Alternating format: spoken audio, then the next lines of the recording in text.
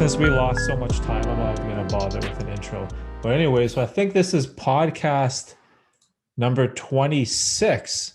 So we're making ground in the podcast. How about Jeff? You give an intro, who you are, what you do, all that good stuff. Sure.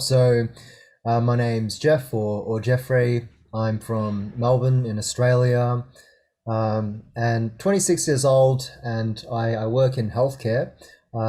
As a side kind of gig, I love to make YouTube videos, and I make videos about personal development, and I like to talk and sprinkle in some topics about mental health and some philosophy as well. And these days, that's what occupies a lot of my time. Oh, dang. When you said you work in like healthcare, like you work as in like a hospital or something, like what's the day job like? Yeah, so my day job, I work as an audiologist. So I'm a hearing professional essentially. So my job entails testing people's hearing, and I see a lot of people who have hearing loss. So I fit people up with hearing aids and to allow them to hear in everyday life. Ah, that's pretty cool. Wait, so is the whole I'm interested in the YouTube journey.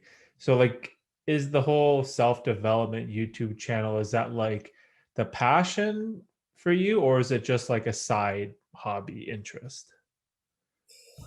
I'd say it definitely is a passion of mine. I'm nowhere near at a point where I'm able to monetize it and make a full-time living out of it.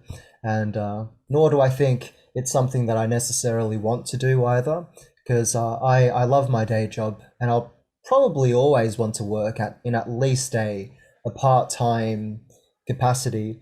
But yeah, dude, eventually down the track, if everything goes smoothly and the channel's able to grow, and if it's going to be viable to monetize, then absolutely down the track, I'm looking to uh, just an idea, maybe half my time working in audiology and the other half focusing on content creation. Okay, that's good that you have like a clear goal for each thing. Because I feel like a lot of people that I talk to on YouTube, they're kind of doing it, they kind of love it, but they also kind of don't, and they're in this weird position where they're sort of indifferent and they don't really know what they're doing. But in terms of the what was it, audiology, or sorry, I don't know, whatever it was. Yes, Did that's you go exactly to right. school for that? Yeah, so I had to go to uni for that. So it's a master's course called Master of Clinical Audiology, and yeah. So after uni, pretty much right after I got a job and started practicing. Oh, was it like a full 4 year like bachelor's degree type of program? Yeah. So the progression is at least in Australia, you've got to do an undergraduate course, and then afterwards you do the 2 years for the masters, and after that, just started to work. Wow, man. Dude, that's a big accomplishment, bro, because I know how hard university is. And Australia is kind of interesting because there's a lot of parallels between Australia and Canada. It's very strange when I think about it. But I went to university like a long time ago, and over here it's like it was so difficult. It was just too difficult for me, and I didn't have that passion to want to finish like what I was studying.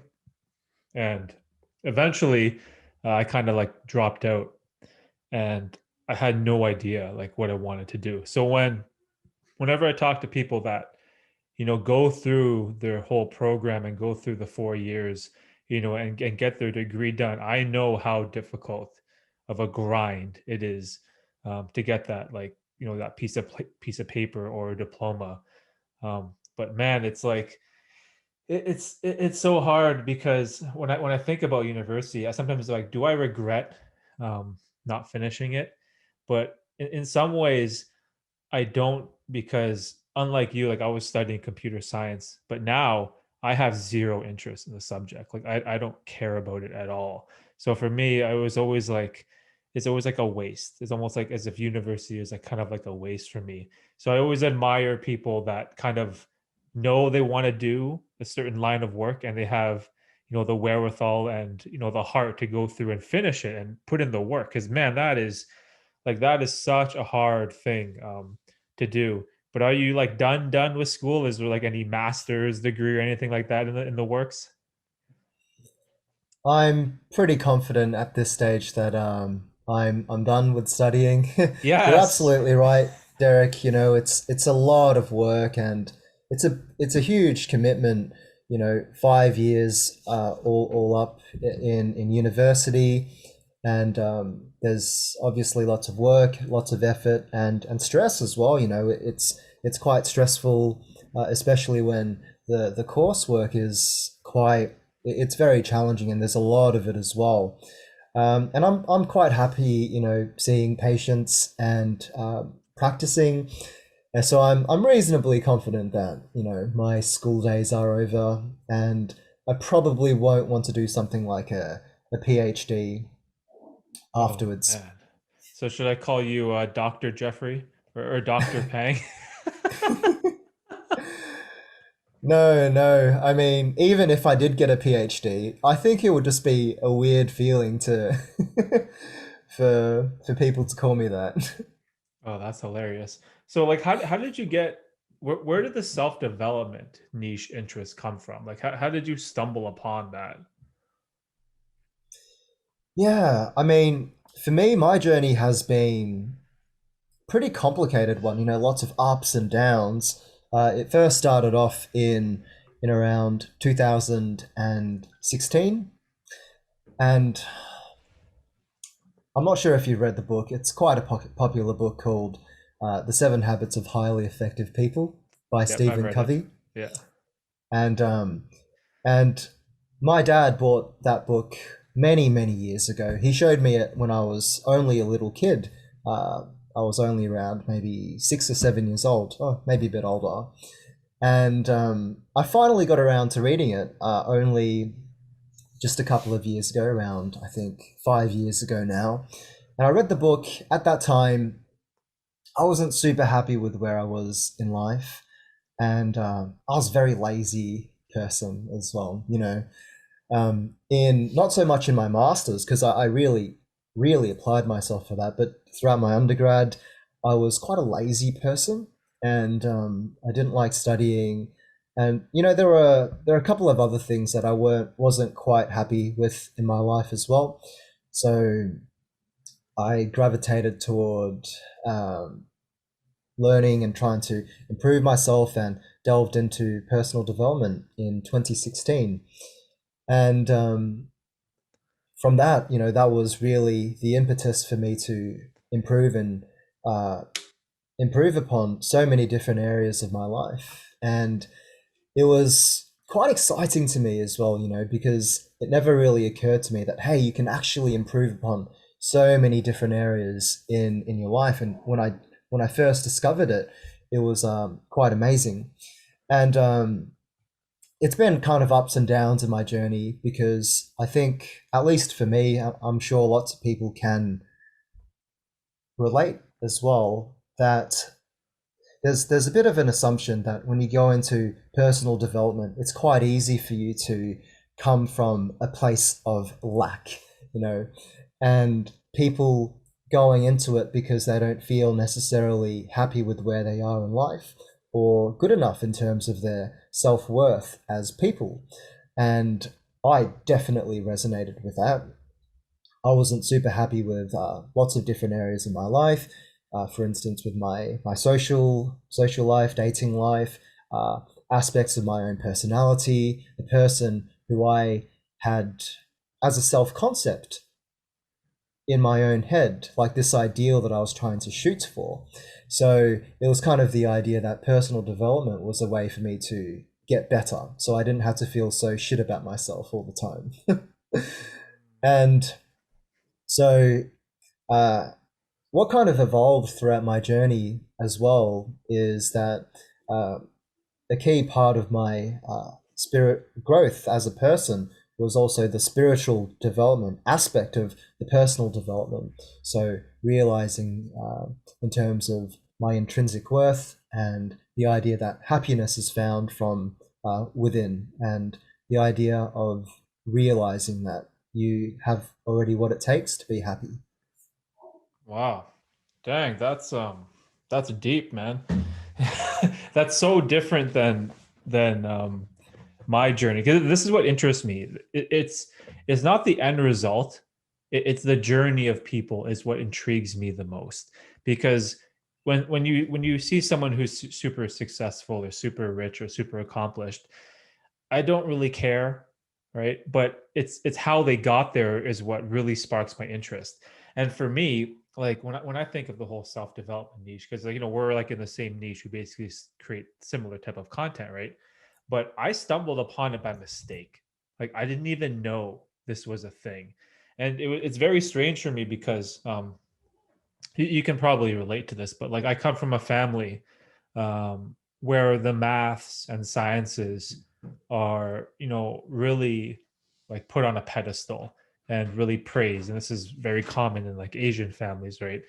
And I have like multiple uncles that are all like computer engineers. So this is why I thought, I was part of like the computer math road. And it wasn't until like later when I got into the self-development stuff, like I realized I really loved the arts. I really loved the creative aspects of life. I really loved the content creation, the writing, the philosophy, like the mindset and this whole idea of bettering yourself as a person. And that like all of a sudden it really, really resonated with me. And I was like, wow, this is like so cool. And it wasn't from like a book, even though I have read Stephen Covey's The Seven Habits of Highly Effective People. I did read that book, and it was really good, but it wasn't like life changing good to me. I just kind of saw it as a tool. So usually on this podcast, whenever I talk to fellow YouTube content creators, I'm always interested in kind of how they got here. Oh, hi! Hold on, my daughter's bombing the podcast.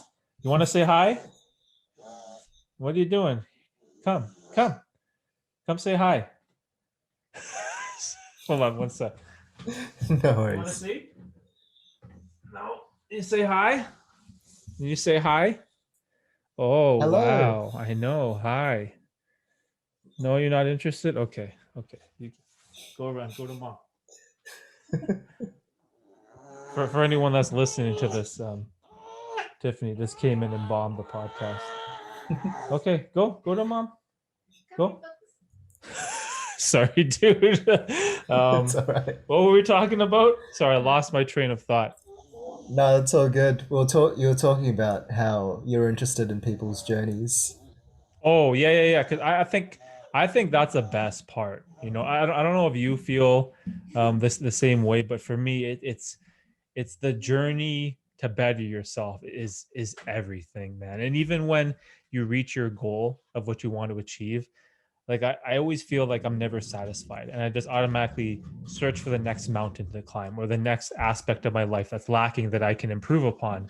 And that's what keeps me going. That's what keeps the momentum and the drive and the dream alive, to create content and not just better myself. I like to talk to other people, and maybe I can learn from them or they can learn from me, or whatever the case is, and just create like a better world overall.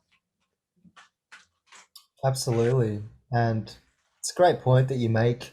Following and really loving the process rather than focusing excessively on the outcome. And I think a lot of people, I myself, can definitely relate to this. The idea that it's easy to idealize and romanticize a certain idealistic outcome in which you feel that once you get that particular thing, then you're going to achieve lasting and permanent happiness. And in focusing too much on the outcome, and there is a fair amount of evidence to back it up as well, it can detract from your overall sense of happiness. where you're clinging too much to the outcome and neglecting enjoying the process. And when you think of it, what I like to how I like to think of it is the process is actually your whole entire life, because your life is just a series of the process, iterative actions over a period of time, and the outcome that you may or may not achieve is one single point in time. So it's like the idea that if the process is not spent, enjoyed, then what's left of your life? Mm, yeah, that's true. You know what that reminds me of? It reminds me of this like old saying that I heard about tombstones, where it's not about the date you were born or the date you died. It's your life is about that dash in the tombstone. That dash, that little line in between those two numbers. What did you do with that with your time? And what did you do within that time period of that dash? And that is what, kind of like the meaning of life is. It's, what experiences did you do? What feelings did you have? What emotions did you go through? What people did you meet and see, right? And that's kind of like my obsession, sort of. It's like whatever my dash is on my lifespan, I want to fill it up with as much learning and benefit and self improvement as possible. Because I kind of related to one thing you said before, where you said like you felt like you were super lazy, right? Except for your studying, obviously, right? But I was always someone that procrastinated like crazy. Like I would do anything and everything to avoid, cleaning or housework or doing my schoolwork or doing something that like a task to do for my job, or even like going to the dentist. I'd try to procrastinate and delay it as much as I could. And I was like a chronic procrastinator. I felt that I was always naturally a lazy person and that I couldn't fix it. But with effort, you can, and you can completely change your life around. But all you need to do is put in the work and put in the time. And I know it's like super cliche when people say, "Oh, if I can do it, you can do it too." But for me, it's like I'm a university dropout, right? Who doesn't have a post secondary education, but somehow found happiness and purpose on the other side. And if someone like me can do that, who is not well read, who is not educated, in the slightest, but still I have found and I've built a life over many years. Like I'm 37, so I'm a lot older than you, but in time, you can find that. But like it's just about like the effort, I think. If you can put your time towards something positive, it can make a huge impact and difference on your life. But I don't know. I don't know if you feel the same way or if you see it that way. But that's kind of like my journey up until this point. Mm, absolutely. And probably lots of people can relate to that. You know, it's easy to underestimate just how much that you can achieve over even the course of a year. That's 365 days. And if you think of it, 365 opportunities for you to improve yourself every single day. And I don't necessarily think that things like going to school and going to university, even things that society or culturally in the West, that people think that happiness is about attaining certain things, more specifically things like money, status, material possessions, the friends that you have, and so forth. And they can certainly contribute to happiness, but I don't think it's the be all and end all in terms of living a meaningful and fulfilling life. Mhm. Yeah, what's interesting about that too is, I was telling you earlier, I'd had like a live stream today, and every once in a while, I have like a couple people who will join in, or I'll do a podcast with someone, and more often than not, I'm usually talking to young men that are 18 to 21, in that age range, so they're kind of just finished high school, and maybe they're choosing some type of post-secondary education that they want to pursue, and they feel lost. They feel like they don't have any purpose or direction in life. And I feel like this is like a trend, that I see a lot in North America. And Canada is very similar to the US. We're not as brash. We don't have the same laws. But again, we're kind of like the United States is little brother. And a lot of the problems they have over there, we have too. And it's this like idea that, oh, at 18, you're supposed to know what you want to do with the rest of your life. And success is determined by how much money you make on an annual basis and what type of car you buy or what kind of house you have and what kind of designer clothes you wear and all this stupid materialistic stuff. Like, I feel like it's a huge trap for young people that don't know any better, right? And because I know this too, because like I've had a nice car, I have a house, I've bought designer clothes for before, and they do nothing. They do nothing, and they just make me feel empty on the inside. And it's like as soon as I figure that out, and I stop trying to please the materialistic ideas that other people have, like I became so much happier and I just felt like I was free and I was free of these shackles that society puts on like especially young men, right? They give us like this weird, like, I don't know what you call it, characteristic to be a provider, to be successful, to make more money than your wife, to be this super successful like rich baller person. And I don't know, man, I feel like it's such a problem for young people nowadays that are that aren't maybe you know later in their teens and they're just becoming adults in this world. And I get these questions a lot from people, and I feel like this is a big problem that we need to have more conversations about. And I think this is what has sparked this whole like mental health narrative that a lot of companies and businesses have, where they'll be like, oh, it's mental health week, let's talk about our employees mental health, or oh, here's 2 mental health days that you can take and not come to work if you're not feeling right mentally. And it's like I feel like this is going to be an ongoing problem, especially with the use of social media. This just exacerbates the problem that we have over here. And again, I don't know if it's like this too in Australia. I'm being a little ignorant here. Unfortunately, I don't know much about Australia. I know you guys are close to New Zealand, but is that something that you find over there too as well?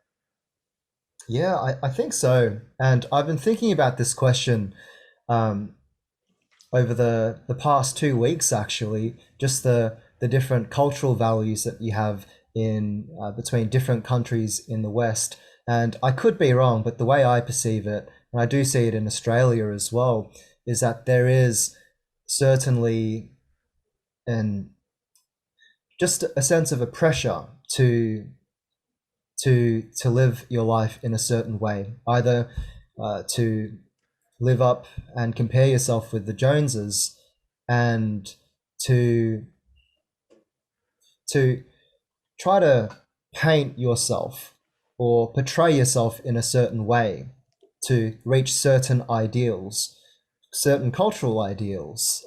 And unfortunately, lots of people do base their self-worth upon it. And I see it all the time, and so, and it comes up as in pretty subtle ways as well, even in conversation, where it's very easy to ask someone, especially if it's two men, they might kind of size each other up and ask them, hey, what do you do? How much money do you make? Not so much in Australia, but maybe I've definitely heard in some places in the US where there is a sense of superficiality, like a bit of a front that people put on. People asking, what car do you drive, and things like that. Subtly comparing yourself to other people, and this is my opinion. I think that it's a reflection of being a little bit lost internally, not really knowing exactly what your inner values are and what's actually meaningful to you, and instead pursuing meaning based upon the cultural narrative that was bestowed upon you due to the country and the culture that you're brought up in. And it's easy to adopt those cultures and to, without really questioning it, adopt the mentality that, hey, happiness is about earning an X salary, driving a fancy car, looking the part, wearing fancy clothes, having a beautiful, luxurious house.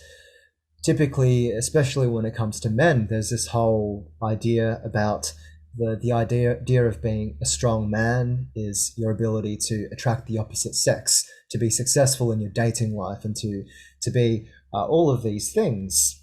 And I'm not saying it's a bad thing to have. It's good to have money. It's good to have a nice place to live, but it's not the most important thing.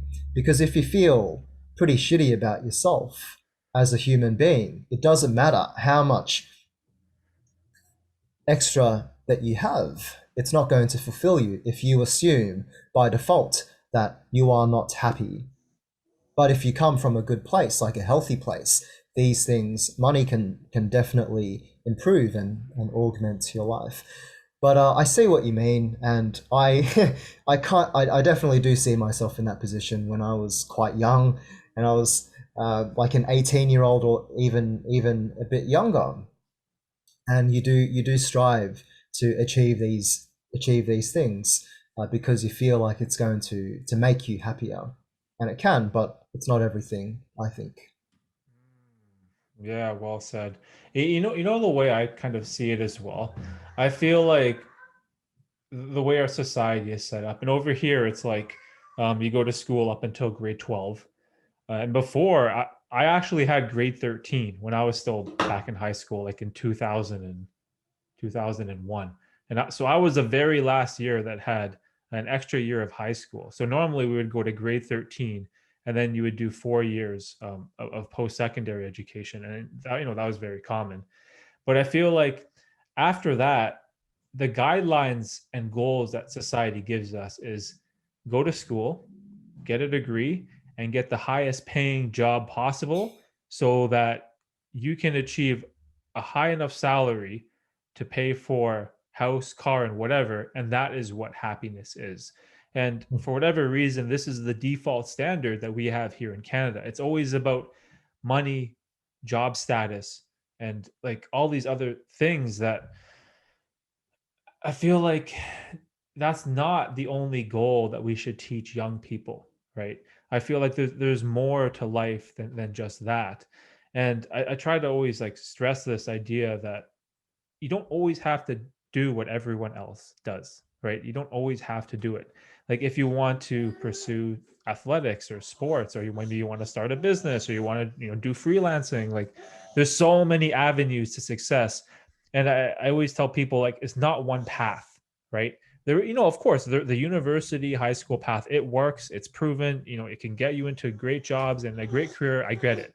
However, there's all these other diverging paths that you can take to the same end result where you can still be successful and still be happy. And it doesn't have to be this one linear progression that, for whatever reason, it's taught to young people. And I really notice this because when you look at the school curriculum, right? You learn about things in mathematics like calculus, physics, algebra, chemistry, like in the sciences and maths, and then English you have like literature, history, geography, sociology, all that stuff. But it always drives me crazy is how come we don't learn about taxes? How come we don't learn about mortgages or insurance or any of these? These are the most important subjects that people need to know in the real world. And how come we don't teach young people this? And this is what just it drives me crazy because all the skills that I learned in school are completely useless to me because now all the things that matter the most is, oh, how do I pay my hydro bill? How did I pay my right? Did I do my taxes correctly? What about car insurance? Do I have life insurance? What happens if I die? Right, and all of these things are in the real world. In the real world is what is the most important. And this idea of money is the solution to everything. It's so backwards to me, and it's hard because I come off as someone that is like a hater towards school, and this is not who I am. This is just like this opinion that I have, which is it's very it's very conflicting. But someone's back here. What are you doing? Sorry, dude. Oh, good. Someone's bombing the the podcast.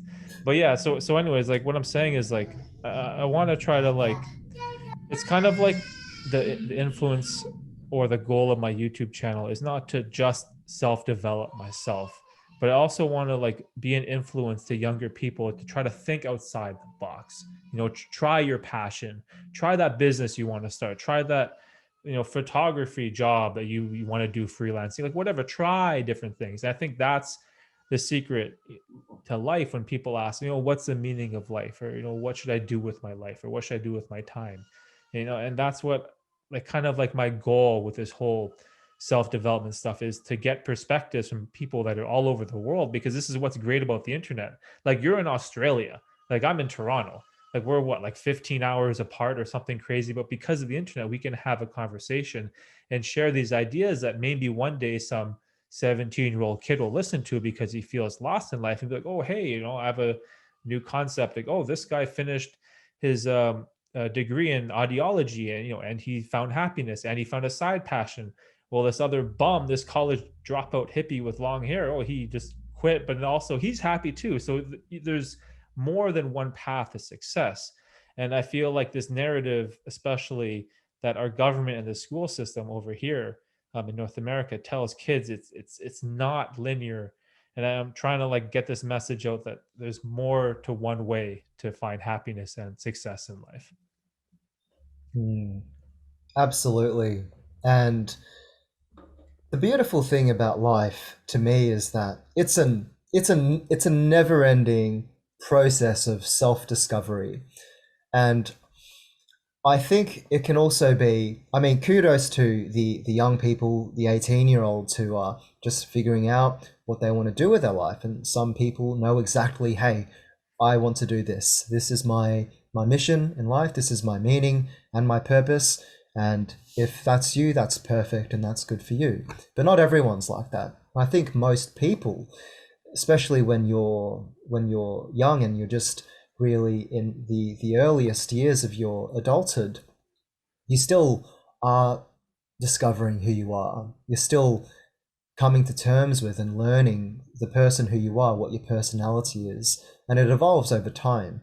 The things that you liked 10 years ago is probably a bit different to the things that you like today. So it's a process of discovering yourself. So the way I see life, at least for me, is I'm inspired to do things that I find to be enjoyable and meaningful. So if it's something that I really don't like to do, and if it's not essential to do it, I am quite harsh with my time, and I'm willing to ruthlessly cut out things in my life that bring me no value. So the things that I do in my life, I try to always ask myself the question, is this meaningful to me, and do I like what I'm doing? So, well, with regard to my own job, for instance, my day job, I absolutely love my job and practicing as a clinician. I'm very grateful to have the opportunity to uh, tremendously impact someone's life. Hearing is very important, but uh, also with my YouTube channel. But I try to have that kind of mindset with the other things in my life as well. So my hobbies, making sure that my time is spent doing the things that I like. So if I was 18 years old, it's a bit hard to ask, what would I have done differently? But I would think that if I was feeling lost at that point in my life, and if there are any other quite young people under 20 trying to figure out what the passion and the purpose is to perhaps maybe try lots of different things. And if you find something that genuinely gives you passion, that when you do the thing you kind of lose your sense of time in doing it, then hey, maybe that's an indication that you should do more of that thing. Even better if that thing is able to uh, provide some kind of meaning and purpose and to help other people. Even better if you're able to monetize that in some way, to make that your living, to do something that you love.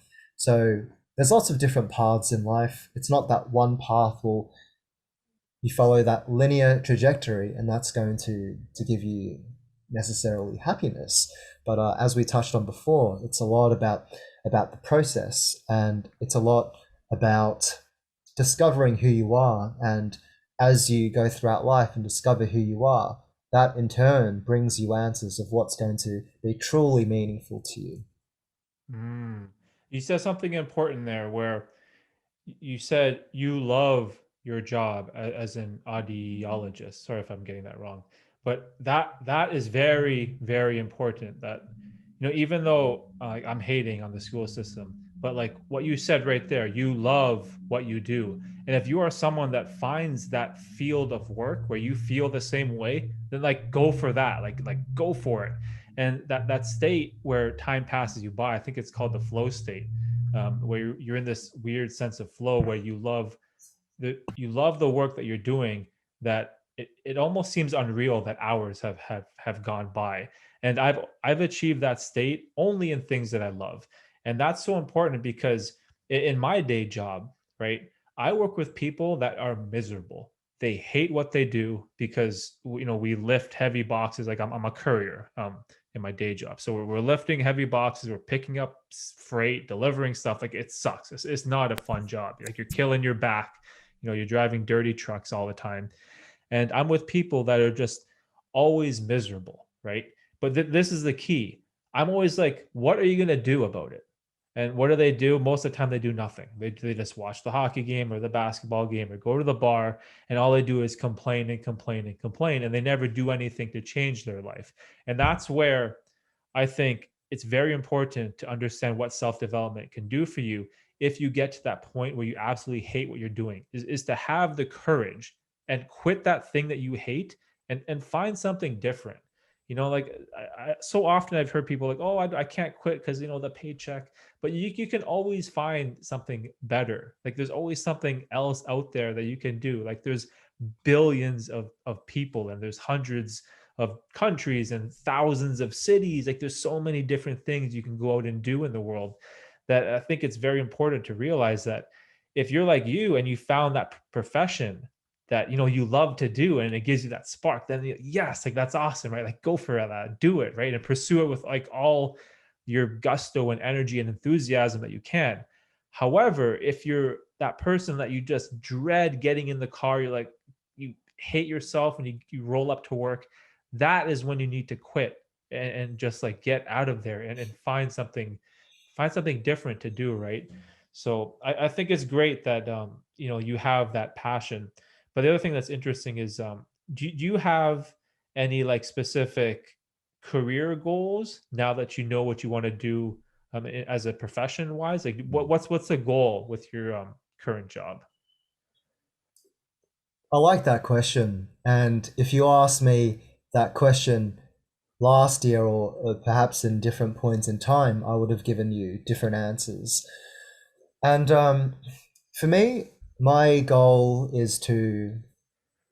I've got a lot of goals with my work and my career, but the most important thing is to really to love what I do, to work in a place which is supporting me, allows me the autonomy to do what I want to do, and to be happy at my job, and to help people. That's always been the most important thing, to help people. And for me, I'm quite lucky in my position as well, because I've got quite a unique job in my industry. So another important part is to be able to develop myself as a person. I'm quite grateful that my current role actually has a public speaking component. So Mm. uh, my a part of my job is actually uh, to host seminars about talking about the links between hearing loss and brain health, and being able to educate people and to inspire people to take action. That's really rewarding to me, and it's something that allows me to step out of my comfort zone as well. In the past, I had things like salary goals, and in a way in a way I still do have them. I don't perceive them to be kind of be all or end all kind of objectives and goals that if I fail to accomplish it, then I have failed in my or it somehow diminishes my self-worth. But that's the way I view goals as well. It's something to aim toward, but you don't necessarily have to always achieve it and base your self-worth upon it. And part of enjoying the process is working toward a goal and enjoying that process. So of course I've got salary goals as well, but these days I'm learning more and more that money does not equal happiness, and once you have a certain amount of money, more money doesn't make you happy. That's something that I've learned. So I think the most important part for me is to uh, find true, genuine fulfillment in my work, and I think most people are chasing that as well. You know, people don't want to be working in a job in which they're just kind of twiddling their thumbs throughout the workday 9 to 5. They want to do something that actually inspires them, something that they actually like to do. So I'm very, very grateful that I somehow managed to stumble upon a profession which is essentially my dream profession. Wow, that's awesome, man. Because so few people find that, and even like a lot of my friends that did finish university and have degrees, so many of them work in a field that's completely unrelated to their their bachelor's degree or like their specification in their education. They work in something completely different. Like my brother-in-law, he has like a computer engineering degree and he loves to sell cars. So he just sells cars. I'm like, oh, it's amazing. Like he found like a job that he loves, but it's so completely different than like engineering, right? You know what I mean? And I find like there's so many people that are kind of like that. And I like how you said your work helps people. And whenever I hear about that, I think of it as like you being a servant to humanity.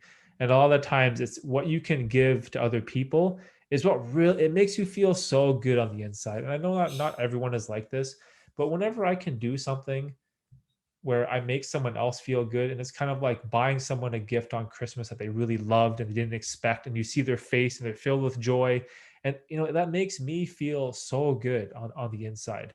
And even with my YouTube channel, when I gain a bunch of subscribers or get a bunch of views or AdSense money, it's nice. I like it.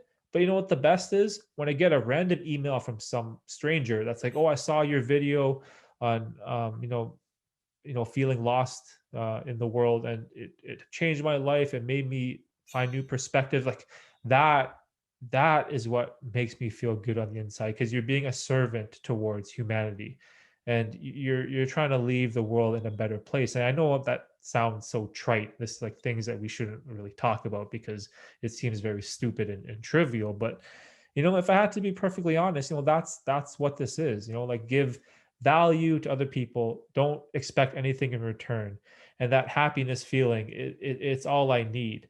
And and after that, like the money, like there is a certain amount of money that can bring you happiness. And for me, it's, can I pay my rent? Can I pay my bills? Can I buy food and shelter? Okay, that's good. Can I go to any grocery store I want and be able to buy anything off the shelf without even thinking about it? Yeah, I can do that. Can I buy like a new iPhone for my wife? Yeah, I can maybe buy one, right? But after that, all the extra money I have is just whatever. It's nothing as long as it covers all those basic needs. And you get that. I think there's like a weird amount, like $70,000, like this arbitrary number that gives you enough sustainability to find happiness when it comes to money. Then everything over that is this kind of bonus.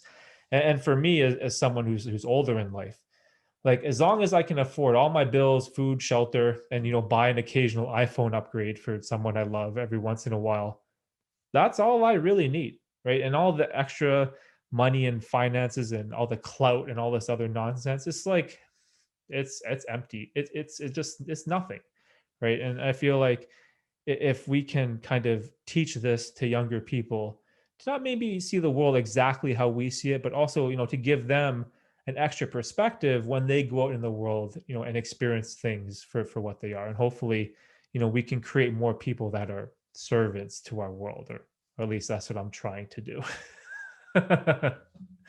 If that makes any sense. Absolutely. And it's really important as well. And I guess everyone's a little bit different, but I think for most people there's just an intrinsic sense of meaning and just genuine joy, when you give without the expectation of anything in return, and being able to impact someone in a positive way. I don't know about you guys, but at least for me, it's just a really, really warm feeling on the inside, knowing that you're actually making a meaningful difference in someone's life. As you mentioned, being able to help people in that video, and that person who reached out to you and thanked you for that video when they were perhaps feeling lost in life. Being able to to help someone who's feeling a bit lost, or perhaps if they're struggling or going through a difficult or a challenging time, is a to me it's a gift. It's something that I'm grateful for. In fact, I'm grateful for my ability to help other people. And when you think about it, if we're lucky, we probably won't make it to 100, but one can be hopeful. I'm aiming for 100. And and once you're sitting on your deathbed, perhaps, and are you really going to think about everything, all the things that you've owned, or just think about yourself? Sure, you would have had some amazing experiences and the ups and downs of life, but being able to reflect and look back and think about, hey, I helped this person, I helped that person, that allows you to, in a way, live a little bit beyond yourself as well, to allow yourself to leave some kind of legacy. Doesn't have to be a huge legacy, but being able to impact other people, then a part of you, your gift to the world, it lives on in other people. And and there's also scientific evidence as well, the idea that giving things allows you to be happier. We're happier when we give, not necessarily when we take, which is a little bit counterintuitive. But when you actually give, and truly no strings attached, just for the goodness of the other person, I mean, that's a beautiful thing. Yeah, 100%, man. I love that. Hey, just to quickly make sure, do you still have enough time? Are we good on Um, time? I reckon if we wrap up over maybe in the next couple of minutes. Okay, yeah, yeah, let's do that. Let's you know what we should do? We should have a proper better podcast for the next time, because this one got kind of cut short. We had an incredible amount of technical difficulties, and we had some special guests that were coming in. But yeah, man, I love the message. I love the YouTube channel. For anyone that doesn't know, it's called Mindset to Mastery, if I'm not mistaken, right? Yeah, That's it. so anyone that's also looking for similar self-development content, in the same type of niche, in the same direction as mine, with a lot of positivity, with self-development, mental health, and a lot of good ideas, is what I think is the most valuable thing, is articulating these ideas that we have in our mind and sharing them to the world, because that's a brave thing to do, especially on something like YouTube, because the trolls come in masses, and they come with their pitchforks, and they just throw you know terrible insults and stuff at you. That's whatever, that's another conversation. But like, it's courageous to put yourself out there, especially when you're showing your face and you're speaking, and you're opening yourself up to criticism from strangers or people that you don't know, right? So I feel like, and I didn't really tell you this, but like, the goal of my podcast is not to grow my podcast. It's to share ideas of other creators. I want to try to promote other creators' work, or other people that I find interesting, with no clear beneficial goal or monetary goal in mind. Like my main YouTube channel, yeah, of course, I have like business goals, subscriber goal, like whatever. I have like financial goals. But the podcast is something that I want to do independent of any type of monetary influence. And I just want to kind of do it for the better of humanity, like however bizarre or unbelievable that sounds. But for anyone out there that's watching that wants to, see some content, check out Jeffrey's channel. Highly recommended. And when's the next video dropping? Today. So Oh, today? another one coming today. So keep your eyes open for that. Wait, today as in Sunday, Australia time? That would be Australia time. So it's probably going to be uploaded in around maybe 8 hours or something. 8 hours. Okay, so I'll be Yeah. sleeping. Okay, I'll That's check it it. out. I'll check it out when I wake up, bro. Awesome. Sounds good. Or anything else you want to say to the people before we wrap this up? Just wanted to say, thanks for having me on, Derek, and really enjoyed this chat despite the little hiccups that we had with the technical difficulties before. But yeah, looking forward to catching up with you another time. All right, perfect.